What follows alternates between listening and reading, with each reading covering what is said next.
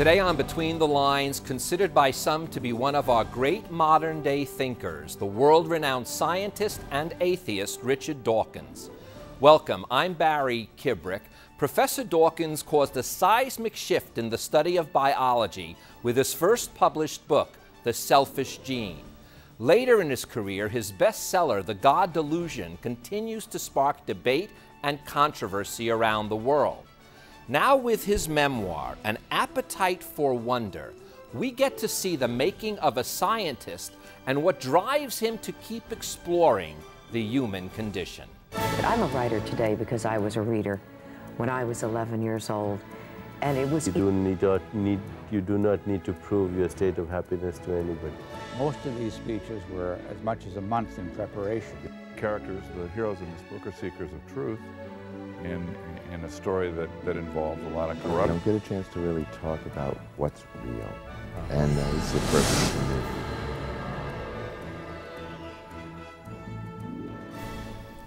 Professor Dawkins, it is a pleasure to have you here on Between the Lines. Welcome, sir. I look forward to it.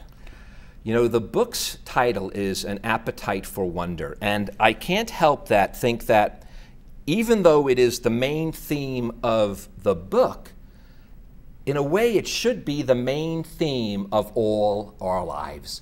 If our lives are not filled with an appetite for wonder, in a sense, I'll go back to the selfish, we are then just bodies carrying around genes. So, you know, we're robots carrying around genes. It is that appetite of wonder and for wonder that separates us. You're so right, because we're so lucky to be here. The chances of our being here are so low. We're so lucky that we were ever born, and we're going to die. But before we die, we have the chance to wonder at the very fact that we're here, the universe we're in, the process that gave rise to our existence. Don't waste it. You know,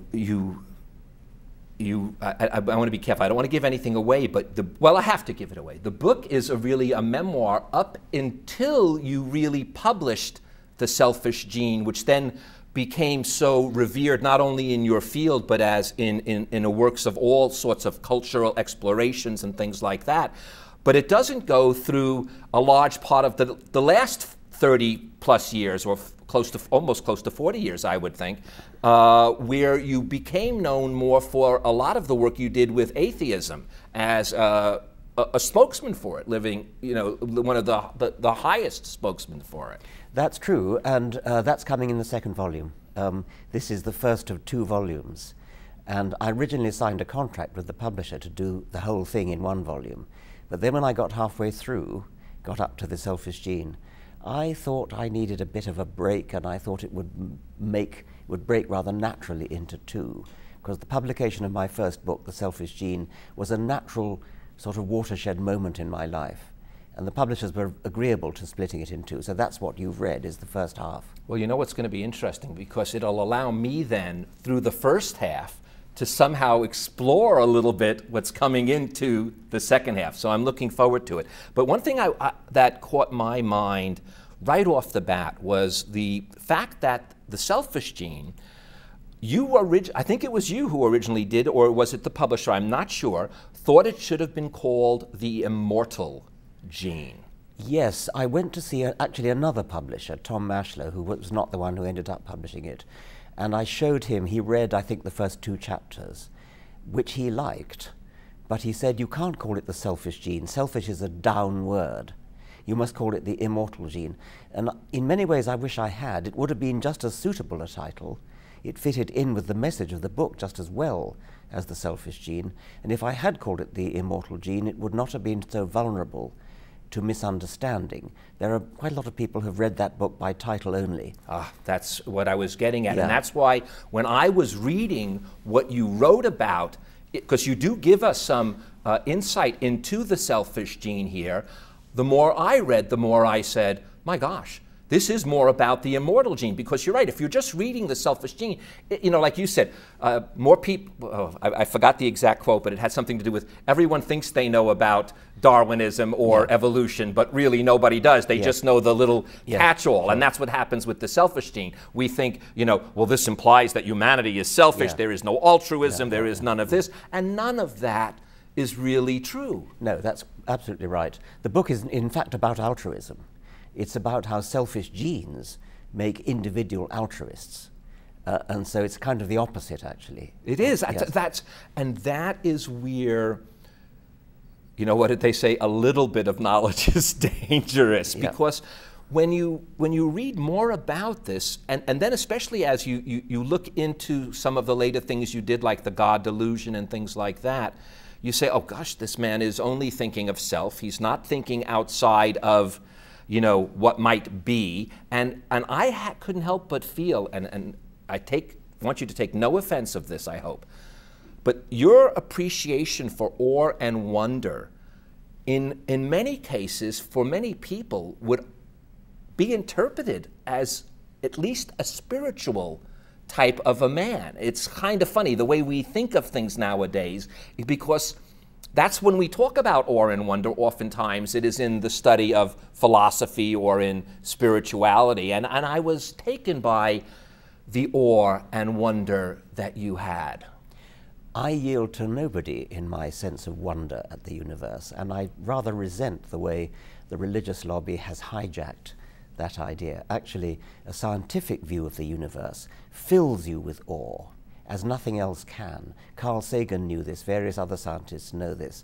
I even wrote a book called Unweaving the Rainbow, which was specifically about the poetry of science, the poetry of reality.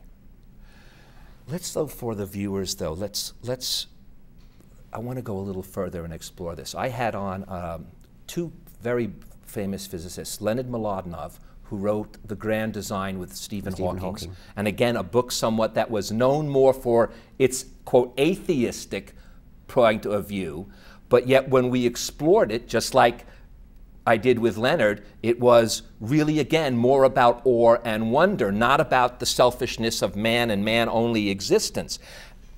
I asked Leonard Susskind, who wrote also a book called The Black Hole Wars, which opposed one concept of Stephen Hawking's book on black holes, and I asked him this, and I wanted to ask you this.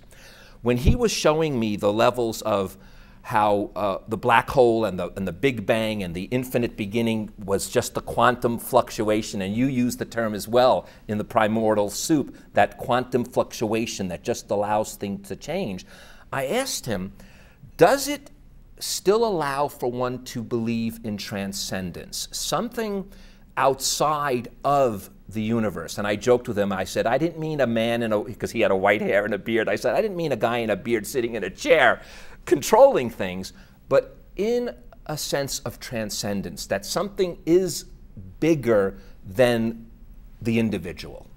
I'm sure there's much that's bigger than the individual, and there's much that is outside existing physics. However, I wouldn't say it's any kind of supernatural being like a god. The old man with a white beard lets them off too lightly, because everybody knows it's not an old man with a white beard. But I would want to say it's not any kind of personal being whatsoever. So that there's much that we don't yet understand. There's much that remains for physicists to grasp. But it's not going to be an intelligence. You can call it transcendent if you like, you can call it spiritual if you like, but it will not be a conscious being. It'll be something actually rather grand, probably. And I'm sure that both the physicists you talk to would agree with this. There's much. The Grand Design was the name of the book, design. even, exactly. But it's not design, it's not deliberate design. It comes about through the laws of physics, which are impersonal and purely naturalistic. Now, I'm going to explore it further as we get down, but I want to go back a little bit, because just as you said, purely naturalistic, I want to now get back to the altruism for a second, because when we think of altruism, we do think of it as a collective sense of being, and you say there is a difference between a collective, I'll read it, versus an individual welfare, and that natural selection is purely mechanical, automatic process. Brains, and I love this, they may agonize about this, that's what we do as humans, but natural selection can't agonize about anything. No, that's right. It has no foresight, it can't agonize, it can't think. All it does is blindly favor the individuals who are most successful at surviving and therefore reproducing. It's a simple mechanical process. Genes in the world become either less numerous in the world or or more numerous. And the ones that become more numerous are the ones that actually build bodies like us and like kangaroos and like wombats. So we are made by the genes that have been successful in the past at surviving and reproducing. Never any foresight, never any conscious deliberation until human brains came on the scene, when there is conscious deliberation. And conscious deliberation is so much a part of our makeup that we find it almost impossible to believe that it's not going on out there in nature, in the world, but it isn't. And isn't that somehow how the word mem that you coined even comes about, is because we feel it so deeply within ourselves, even if it's just through either a repetition or whatever else it may be? Well, I think that human consciousness is something new, and probably chimpanzee consciousness and dog consciousness is something new. And we genuinely do have the ability to foresee, to look ahead, to take whatever action might be best for us in the long-term future. But natural selection cannot do that. Natural selection can only blindly favor what is good for the short term. Now, when you look at that, and I think, again, if people just read the title or a few of the key words, which then made me, of course, go back and look at everything because I couldn't do it. You specifically almost, I think of the ghost in the machine. You think of the gene as the ghost in the body that's going to survive, but yet you're adamantly clear that, you know, life is for living as well as producing. There's a depth and soul, and again, I go soul. That's an interesting term again to use. Does that bother you, by the way? No, I mean, I think it's very important to understand that the selfish gene tells us how we got here. But we do have big brains, and the big brains were put there by natural selection of selfish genes. But the big brains are then capable of forming purposes and goals of our own. And you can call that soul if you like. It doesn't mean it's immortal, but you can say the personality that the brain produces can set up goals and purposes of its own, which may have nothing to do with the fundamental purpose of gene survival. You wrote about the fact that as we age, and this is in the book, our brain cells seem to, well, not seem to, they, how did you put it? I should look it up exactly, but they seem to diminish. Oh, they do. They diminish, right? And yet you have this craving, you almost couldn't understand. Why would that be the case unless there was a good reason for it? And the example you used was, it was so, you painted such a picture in my mind, was the fact that if you took, let's say, the statue David, it was just a chunk of marble, and it's the carving away of that marble that then reveals the thing of beauty behind it. I got that same, not sense, that's what you're actually saying, isn't it? That maybe there is a reason for, a purpose for this loss of brain cell. Maybe it is making room for some form of beauty or some form of something higher. I observed the fact, which was a known fact, that brain cells die at an alarming rate every day. But I simply said maybe it's not entirely negative, just as when you make a statue, you subtract marble or stone, whatever it is, in order to make the statue. Maybe what the loss of brain cells is doing is carving out a more meaningful structure. Maybe that's how memories are stored. I mean, I'm not sure whether that's true, but it is true that in embryology, some of the embryological carving out really is that same negative process. It's called apoptosis, and parts of an embryo are actually made by cells dying selectively. So in a way, I was slightly prescient there. You say this, and again, we've seen this in film even and whatnot. You know, it's the butterfly's wing in China creates the tsunami in Malaysia. But you really say we owe our existence to the precise timing and placing of everything that ever happened since the universe began. And you reinforce it by saying, if a dinosaur next to a cicada tree happened to sneeze at the wrong time before he ate or didn't eat that little shrew mammal that might have been there, we may not have been here. Yes, because the number of things that could have changed, I mean, after all, your existence owes everything to the fact that one particular sperm hit one particular egg.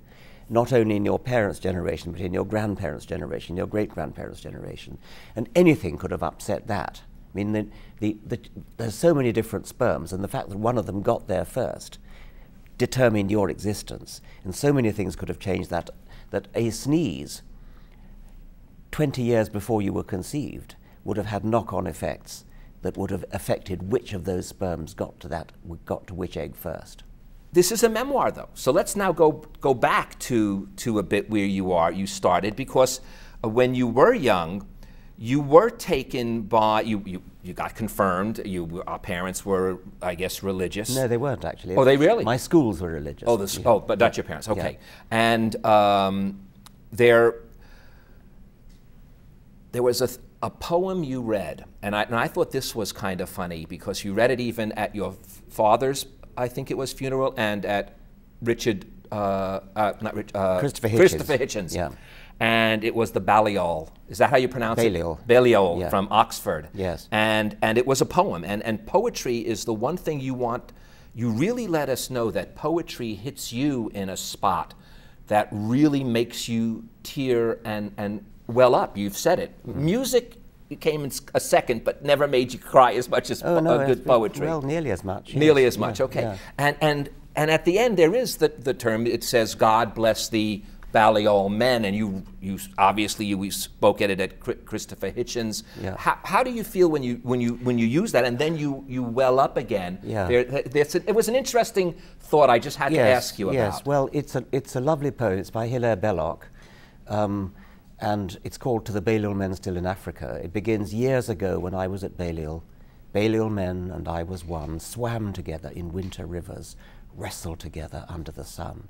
And still in the heart of us, Balliol, Balliol, loved already but hardly known. It goes on like that, and it ends up, God be with you, Balliol men. That's poetry. I don't have to actually believe in God in order to get the poetry, any more than I have to believe that Heathcliff and Cathy actually existed in order to appreciate Wuthering Heights. It's fiction, and you can be moved by fiction. And I'm moved by the fiction of Hilaire Belloc talking about God be with you, Balliol men. Beautiful, sir.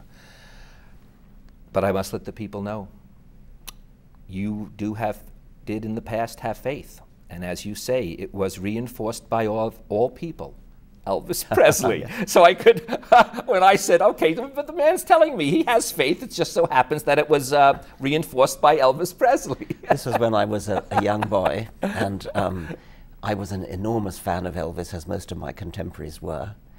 And when I saw an album by Elvis called Peace in the Valley, and it had religious, it was all religious. Because it has he's got that gospel. That's where his background. Yeah. And why I was surprised he was religious, I don't know, but I sort of was. And because I kind of worshipped Elvis, I felt that this was a personal call to me from Elvis to, this was my vocation, to spread the gospel of not the Christian God. I'd grown out of the Christian God by then, but some kind of supernatural creator.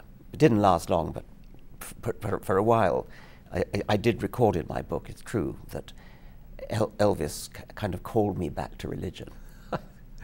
I'm sorry, I have to laugh a little about that.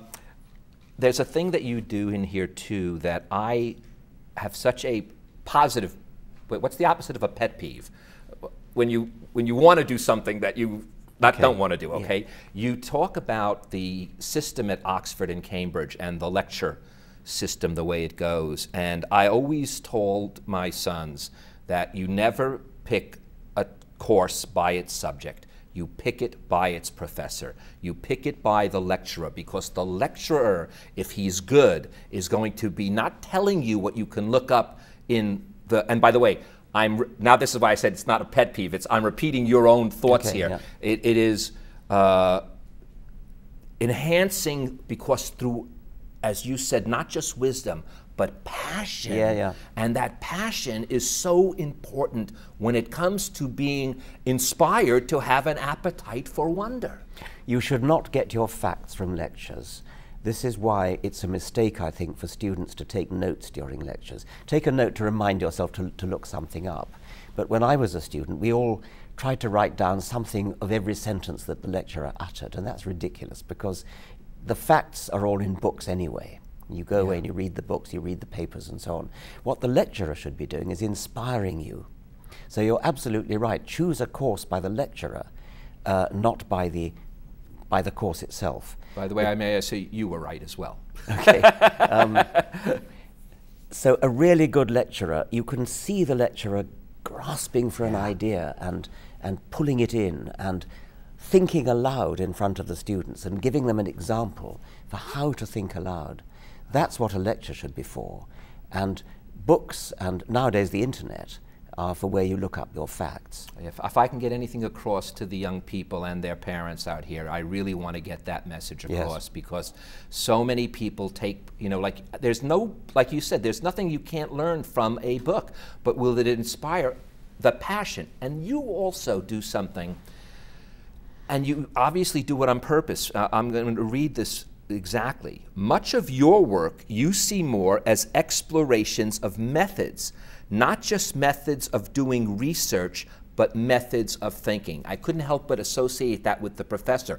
It wasn't so much a matter of you proving a particular theory. It was as much as it was to open up the doors of perception. You use Huxley, in fact, in the book, the doors of perceptions for others to then follow through, which is like I'm going to do on the dying brain cells. But you know, but that seems to be like almost a mission of yours, that your methodology was important to inspire the method of thinking. Once again, as with the dying brain cells, you perhaps built it up to be a little bit grander than it was. That's my job. I'm talking. I was talking at the time of the research I did for my doctorate, in which what I found out about the animals concerned was not earth-shaking, was not particularly important per se, but what I was trying to do was to demonstrate methods of going about research which could be used to do other things as well. So unlike, say, the Watson and Crick unraveling of the structure of DNA, which actually tells you something very important about life, about actually all life in that case, I was working on baby chicks. What I found out didn't really tell us very much about baby chicks, but what it did was to show how you can do research by what philosophers call the Popperian method of setting up a model and then deducing predictions from the model and then testing the predictions experimentally. Well, you got to take that back then, because I am right. You did do something that is more important, in my opinion. I mean, not more important than fate. I get. All right, let's give Crick and Watson their due. DNA was a big thing, but really, allowing people to explore like that and motivating them to think that way, especially others that come after you, I don't know, that's a pretty high ground, in my opinion. It is important to teach how to think rather than what to think.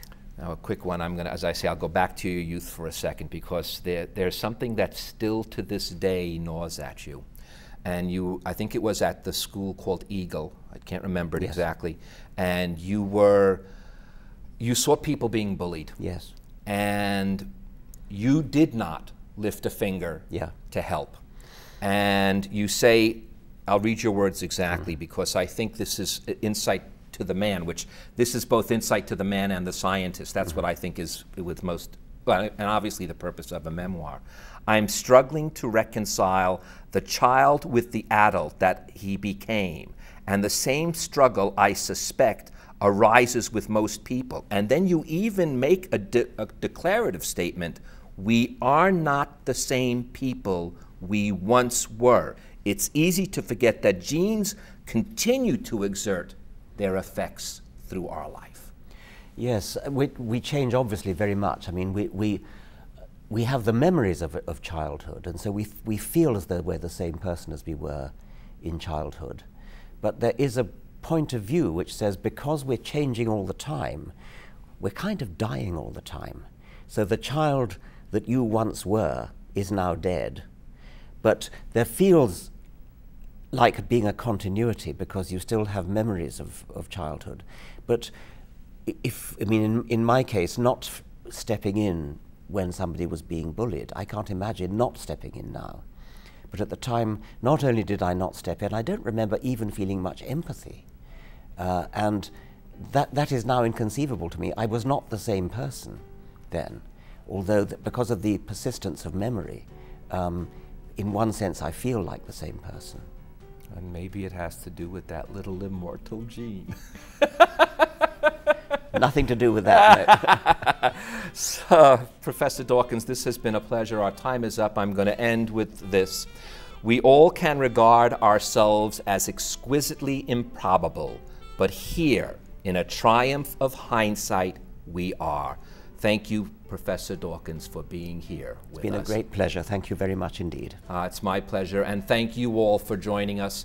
Now, before Professor Dawkins leaves, I would like to leave you with these words from An Appetite for Wonder. It is not the facts that matter. What matters is the way in which we were encouraged to discover them. I'm Barry Kibrick. Between all the facts, stay encouraged and have an appetite for wonder. Thank you so much, Professor. Thank you. Closed captioning for Between the Lines with Barry Kibrick is made possible by your generous contributions to KLCS Education Foundation.